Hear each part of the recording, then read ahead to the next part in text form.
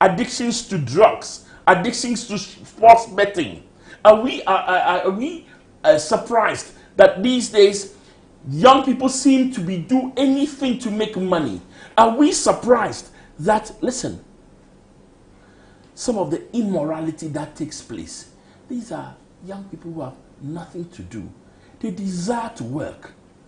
32% cannot get jobs. All right, That is a dire situation. Yeah, it is. I mean, it's critical. I mean, we are just at the tip of, something big that could, happen to us as a nation, and it could explode into levels that if we don't take care, the government cannot be able to handle. But then let me ask you this. Do you think that our educational system, together with the training systems, are they able to meet the job market? As somebody who employs, somebody who did interviews for jobs just last Saturday and actually followed up with interviews this morning, I tell you this. Those that we are interviewing, especially those that are coming out of the university, they are a sad lot. I interviewed national service persons whom we are looking at recruiting on Saturday. What did I say? Poor critical thinking and even worse English. They can't express themselves. They can't express themselves. We gave them a case study and they mangled it. Now, so you ask yourself, what is happening? We seem to have, in the rush to expand education, we have reduced the quality. Instead of going for the dual and non-exclusive objectives of having expanding education and having better quality education, we seem to have sacrificed quality for quantity. And we didn't have done that. And so the sad thing is, part of the unemployment is also that those that are coming out of our schools typically don't meet the standards that we set ourselves. And as soon as some of them open their mouths to talk, you just go, oh no, you can't do this. And you see, I'm not just an old-fashioned person. I can't tell what is in your head. I can only judge you by what comes out of your mouth and what you say. So if you can't express yourself properly, we have a problem. That's true. I mean, I'm listening to you and I'm beginning to wonder a lot of things in my head.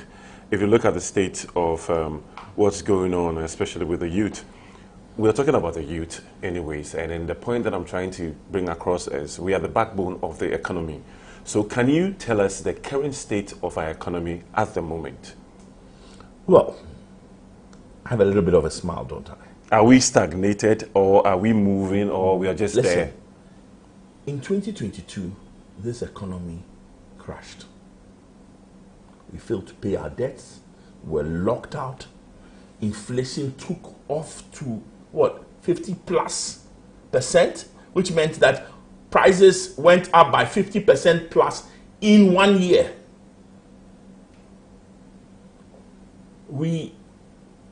The dollar CD rate went haywire.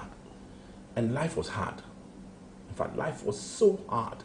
The years 2022, 23, 24 were tough years. It was. Difficult years. And in any which way you look at it, 2022, the dollar was, at January 2022, the dollar was 6 cedis to a dollar. Fast forward to 24 December, 15 to a dollar. You know what that means? If I gave you 6,000 cedis in 2022, you walked out with your chest out and you could do $1,000 worth of shopping. Yeah. At the end of 2024, if I gave you 6,000 cedis, you could barely do $400 worth of shopping. Not at all. You can never do that. So now, when you think about it, all of us were collectively broke. I was broke. You were broke. The cameramen were broke. Everybody was broke. Because none of us had our salaries go up by that percentage. And So the things we were buying outside were more in terms of the pricing. Life was hard. Life was hard, and it was even harder. And when you add on that, for the middle class in Ghana, the domestic debt exchange program meant that there are small savings. Me, look at me. This year, I turned 61. My small savings that I wanted to take away, boom, slashed. Into half or quarter? A quarter. Into quarter. Yes. So are we stagnated? But the good news. Okay. The good news. This year, there's been stabilization.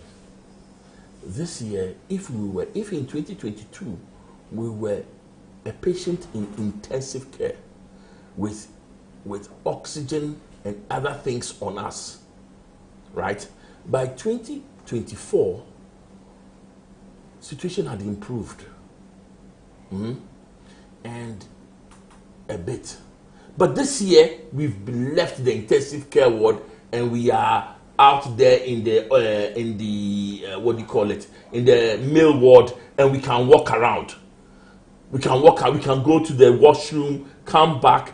Things have stabilized, and it's true. Look at it. The same dollar that I talked about that was at 15 to 1 has now dropped to below 12 to 1. That means things have improved. The inflation rate that was as high as 50% plus in 2022 has now dropped to 8. The dollar, the interest rates that rose to the indicative 90-day T-bill that was below 11% in 2022 rose as high as 35% that same year. It has now come down to the rate that it was at the end of 2022. So listen, it is not that we are out of I am well, or I hit a crash. I went to intensive care, right? And now I am out there and walking. I can feed myself. I can go to the bathroom. I'm still taking drugs, so it's not I'm well, but at least I can see improvement. If my family comes to visit, they'll say, oh, since you have no one cry, or hospitals, no one. Next year, we have to leave the hospital and go back home. We have to be discharged. We have to start growing again. Employment has to return. Things have to get better. This year, stabilization. But guess what? Good stabilization. Do you think it's reflecting in the lives of people? I mean, from what you're saying, you're simply telling me that things have improved and we are supposed to be discharged and so on. But then there are lots of people out there that are complaining that, okay, you are telling us that the microeconomy has improved, but then it doesn't reflect in our day-to-day activities in terms of the things that we purchase or we buy from shops, and then the services also that we render to people. Listen, remember my analogy. We had a crash. We were in intensive care. We've moved to the ward. But we are still in hospital. I still have to take my drugs. I still have to be attended by the nurses. I'm not saying that when you go out there, life is so much better. I'm saying that, oh yeah, no more turnover. That's fancy for you. It's getting better. And things are getting better, but things are not exactly at the point where you are not in hospital. You are still under trouble. It is still painful. Your salary is not enough. Prices are still too high. But compared to where we were before, we are better. Let's talk about some of the policies actually that was laid out that actually destroyed the whole situation from the way that you're talking. I mean, you said we were taken to the hospital. So now tell us the economic policies that you think are still hanging in there, that if we don't quickly, amend some of them, we're still going to be in the hospital. Look, remember that our crash happened because we borrowed too much. So that was the situation. First problem, we borrowed and we borrowed and we borrowed. Because what was it like? Interest payments took up to 50% of all the revenue we earned. All the tax, income, etc., 50%. Another 50% plus went to pay salaries of government workers. So 50 plus 50 and over 50, it means by the time we pay salaries and we pay interest payments, the money is finished. If you did free SHS, guess what happened? You borrowed. You borrowed. If you paid allowances, guess what happened? You borrowed. If you built hospitals, guess what happened? You borrowed. And I could go everything. And some of the worst part is, see, borrowing is not bad, though. It is what you do with the amount you borrowed. If I borrow money, let's say I borrow 120,000 today, and I use it to buy a vehicle to use as Bolt or Uber. That vehicle gives me return, so it can help pay for the loan, isn't it? That's true. If I borrow 120,000 and I go and use it for a wedding. Was it a situation with the government? Yes, we consumed. We borrowed and we used it for consumption. We borrowed and we didn't invest the money. Think about it. Free SHS. It sounds fantastic. As my auntie, who is really old, said to me, "Anyen pe non pe free SHS." Sounds right, isn't it? That's it. Yeah. Okay. Now let's suppose that you borrowed 7 years' money to give my nephew free SHS.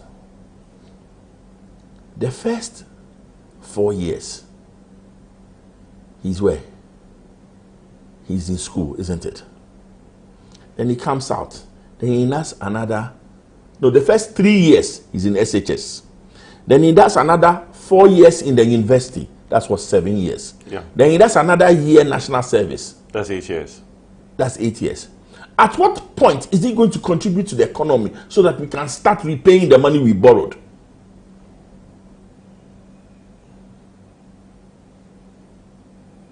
That was our situation. That was our situation. You see, if you borrow, you must invest in the money with the hope that that investment will start paying back. That investment will grow the economy so that paying back will not become a problem.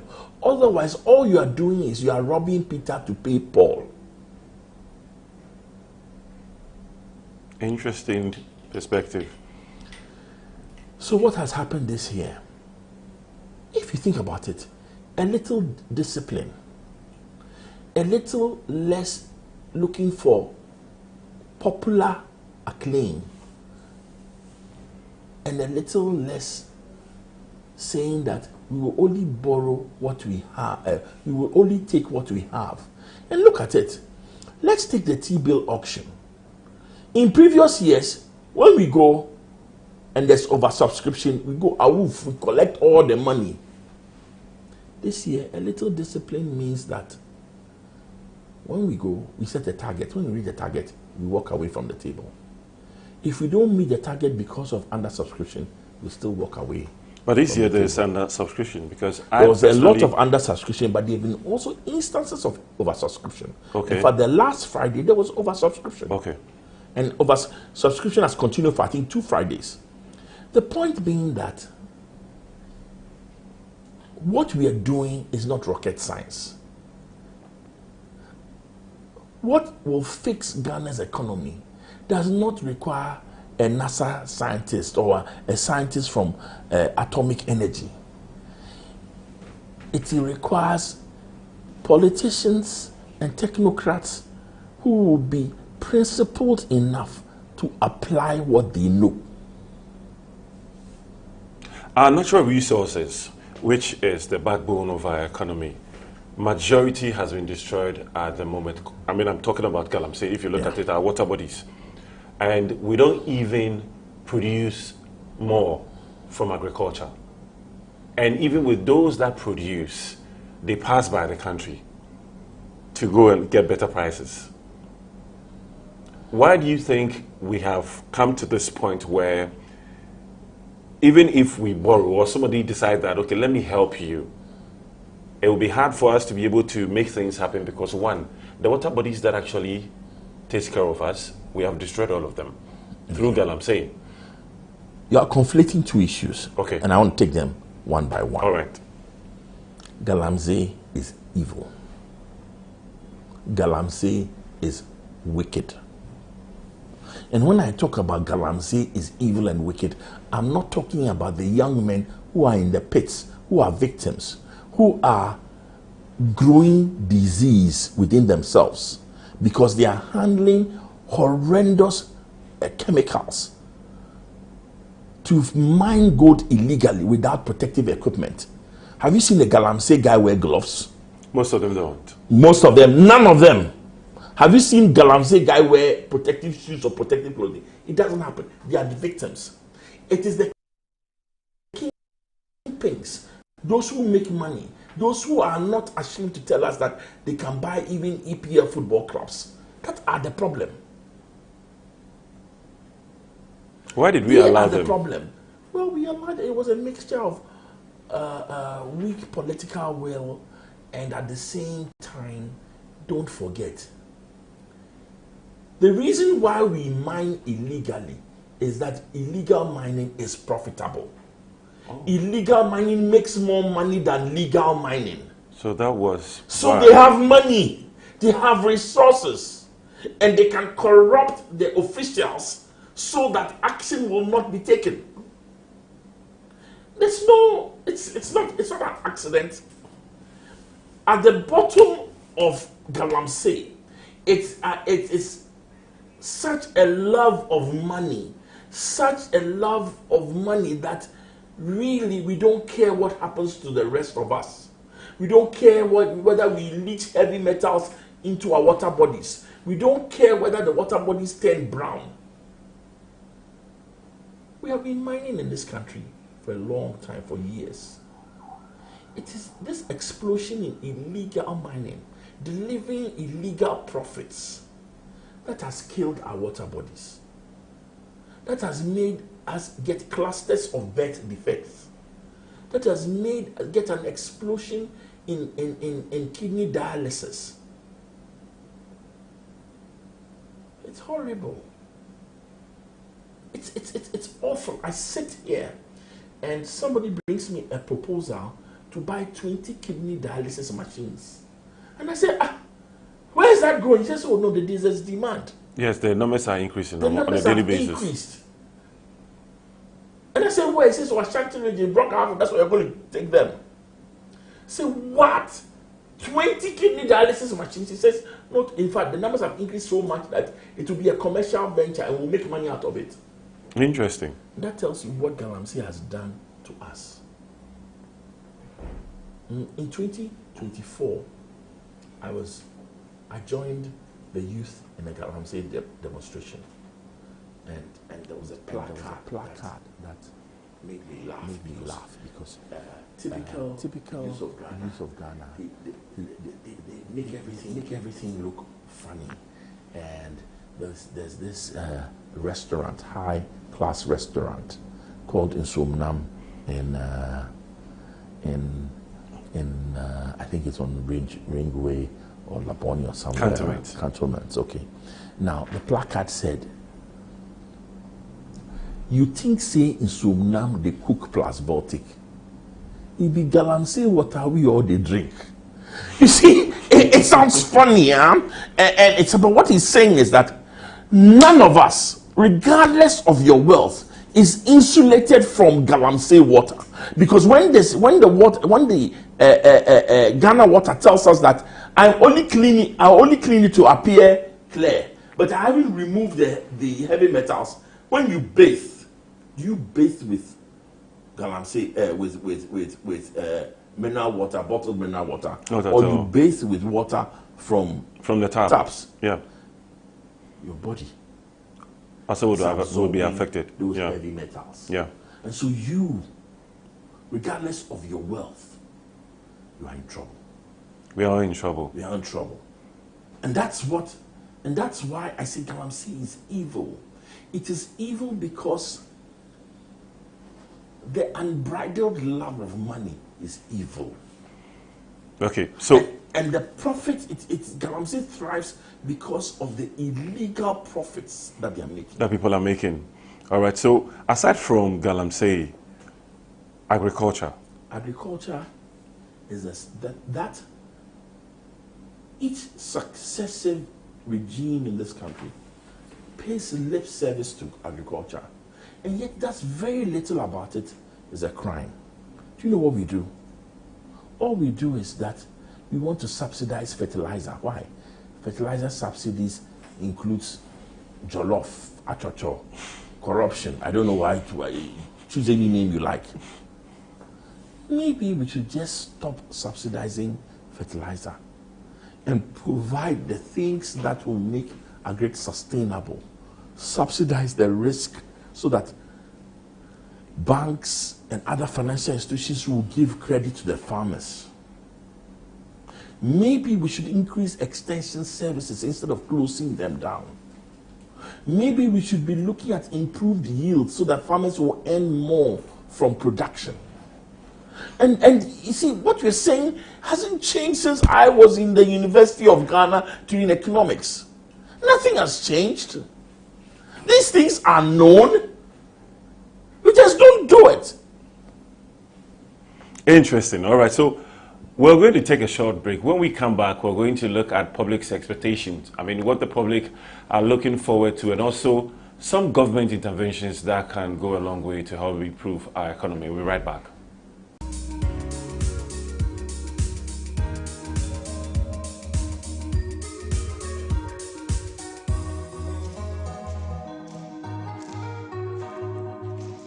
Welcome back to Bottomline, and we're going to quickly look at public expectations concerning our economy. Mr. Jackson, debt restructuring and the economic impact of it. Now let's look at some of the things that you think we should look out for in terms of like restructuring it in a way that would go a long way to help our economy. I'll be honest with you, a lot of the restructuring needed has been done already. What we have now is how to end this IMF program without missing any of the targets. But we've done the right thing to date, and so we should continue. To be fair, the right thing started in 2024. So we restructured our debt. What we have to do now is actually to start to look at not just how to restructure the debt, but how to go back into the market, so that hopefully we can borrow again and use it the right way. Okay. So it's not really about debt restructuring anymore. It's about how do we get to the point where we can safely start to borrow from foreign markets. And borrowing from foreign markets is good. When I borrow dollar, the dollar comes to help the cedi. When I borrow dollar, my local interest rates don't go up. So borrowing from outside is good, but how to be able to do it in a way in which it won't take us back to the evils of 2022. Let's look at government interventions that you think can quickly help improve the economy. Name 3 of them for us. 3 government interventions. I want you to give detailed analysis of each one of them. It's a tough one, but first of all, I'll choose one in agric. Okay. Right? Number 1, let's make sure we are buying that excess produce that the farmers were blessed enough to have this year, the excess rice, the excess produce. Otherwise, the farmers won't plant again next year. That's number 1, and I'll choose agric. Number 1 intervention. Let's get bulk buying, bulk storage going through, so that the farmers are guaranteed a market. Okay. That's critical. Number 2, you see, agric in Ghana is rain-led. When there's good rain, it is good. When there's poor rain, it is bad. But we need to take irrigation seriously, so that we move from being rain-fed to irrigation-led. Right? And so the other things, let's take irrigation seriously. Those are 2 critical things that we can do for the agric sector with an immediate impact. There's also an insurance scheme, GESAL, that makes sure that those who lend to the farmers, part of what they lend is insured. Let that scheme go in. Let's expand that scheme and let it start to have an effect. The other thing is employment. Now here, you see, I don't think the government can create by itself can create enough jobs to make a dent on the employment that we talked about earlier. The government just can't, simply because the government doesn't have the kind of resources. All that will happen is that the government will pretend to employ. The youth will pretend to work, and then they will pretend to pay. That is not the way out. Those who create jobs are SMEs. Those who create jobs are small businesses that will employ one person here, two people here. If you are lucky, 50 people there.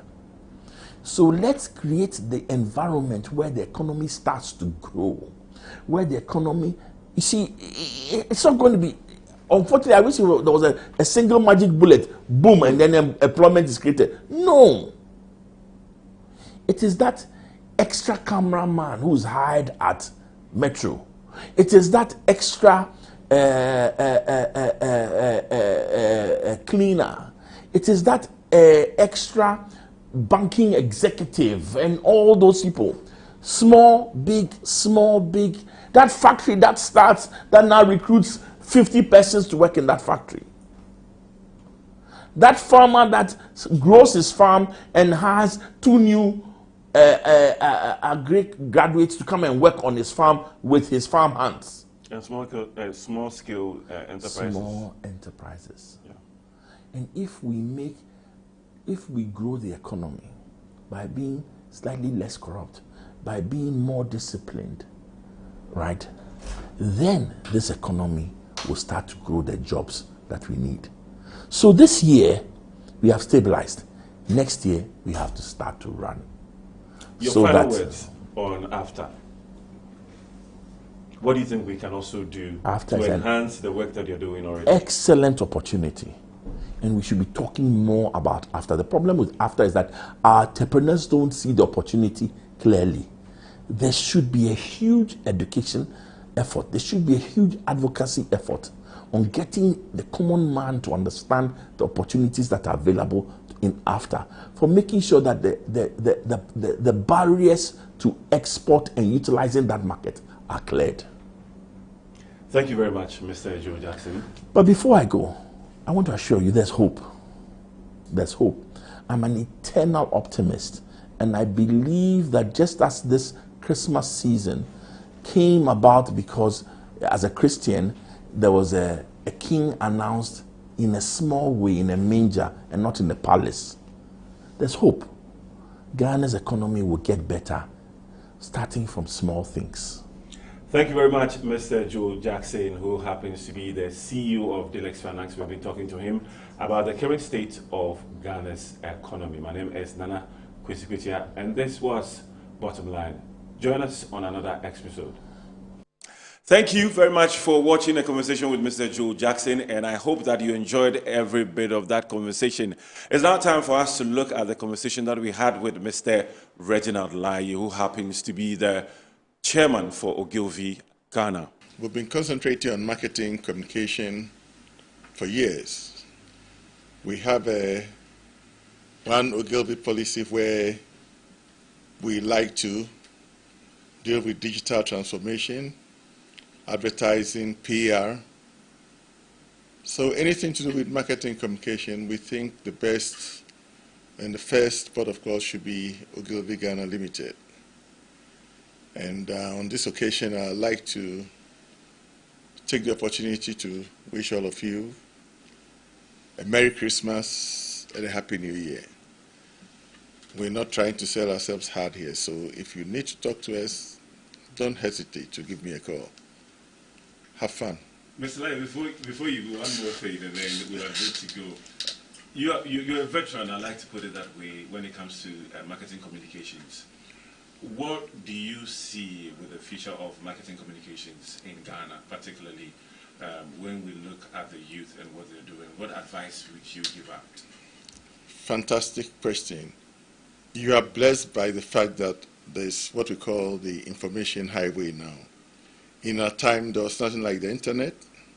Knowledge was scarce. There were few books. There were few experts. But these days, at the touch of a button, you know almost everything. So what is happening is that we have various specialists. And I think it's important, for everybody to search for their area of strength and then, capitalize on that. Digitalization is the key and is the future, so whatever everybody is trying to do is to aim at getting a good space in that area of the marketing communications field. But, nothing changes. A good message will always sell. And let's concentrate on our creativity.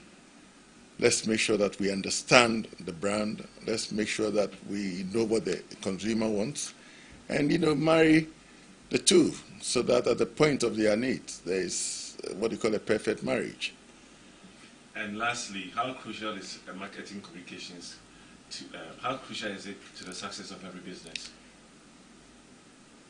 It's a pity if the head of a business does not understand or does not believe in marketing communication, which is very common. There are a whole lot of organizations where you find out that the focus is on maybe accounting or on some other area. But to understand marketing communication, it's the beginning of success. Because you're not producing for yourself, you are producing for somebody, whether it's a service, product, or whatever. And to understand what a consumer needs, I think is key and it's basic, and that's what we do. And when you come to Ogilvy, there's no stopping. We have what we call the 360-degree effect. Whether it's a PR problem, a branding problem, or an advertising problem, we are able to diagnose what it is and then find appropriate solutions to deal with the problem. So, guys, I believe we should try hard to make sure that everybody in the field pays adequate attention to what it takes to make marketing communication work. I'm going to beg for this last one. Global brands. Why are we still not building global brands that are able to perform internationally? It takes time. I mean, there are some brands in Ghana that have the potential to become global. Even with the dance, what was it? Oh, there was this very popular dance genre. What was it? Is it Afrobeat? No. Azonto got very popular. And lately, I heard about the fact that Kente has been accepted as, originating from Ghana. Even in terms of our black stars, Ghanaian footballers did extremely well. So the potential of developing global brands, it's very real. And I still think that, there are some products in Ghana that could really hit it with. I mean, now we're coming up with various blends of pepper. They are even coming up with some plantain chips, so it doesn't grow overnight. It takes time. And I believe that with the proper principle, techniques, and standards, Ghana would soon register a few global brands in various fields. Mr. Lai, you have traveled a lot to several places all over the world. What would you advise travelers this season? Traveling in winter for like Europe and the other parts of the world, they are traveling and looking forward to coming down to our part of the world. So I believe that if you're a Ghanaian, except where you want to experience snow for some reason or the other, this is not the time to move out of Ghana. This is the time to remain here and, welcome your friends and relatives and business partners to come to our parts to enjoy what happens. And I think our December is going to be something very different. So Ghana in December, or December in Ghana, is fantastic. Let everybody come in. Build up your tourism and let it work. Thank you. Those who are driving around, advise drivers. You to be enjoying families. The first thing I learned was that the moment you go behind your steering wheel, believe that everybody else is mad except you. And especially during this season, believe that it be more. So that you have to be extra careful and not be finding outfalls from the others. Very difficult times. People are impatient, people are in a hurry, people are drunk, people are misbehaving. So this is the time for you to be extra cautious in driving. And I believe the message goes for all of us, not just for a selected group of people. So we all have to be extra careful. But I think the essence of this season is Christ. Christmas is about Christ. So please, let's focus on Christ and make sure that we enjoy our Christmas and give due reverence to Jesus Christ and so on, who came to save the whole world. So once again, have a Merry Christmas and a Happy New Year. Thank you very much for watching our conversation with Mr. Joe Jackson and also Mr. Reginald Lai. I hope you enjoyed all the two conversations, and I know that looking forward to 2026, you're going to get yourself prepared so that you can also be part of growing and expanding our economy so that we can meet the international platform and compete so that Ghana will also be there anytime that the economists are talking about the growth of economies all over the world. My name is Nana Kwesikwiti. Thank you very much for watching Bottom Line. Next week, we're bringing you another wonderful edition.